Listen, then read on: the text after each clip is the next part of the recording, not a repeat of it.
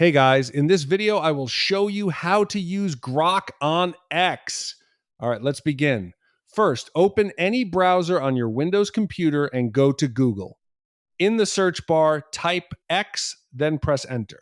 From the results, open its official website. Once you're on X's official page, focus on finding the Grok icon, usually located below the chat section. Click on it to enter the image creation section. Here, you'll see an option called Create Images. Click on it to start generating visual content. Now comes the fun part, crafting a prompt. For example, type "Make me some images of a Pomeranian dog" into the prompt field.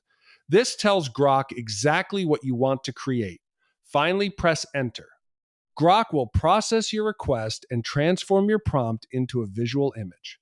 So that's basically how you can use Grok on X. That's it for this video. Thanks.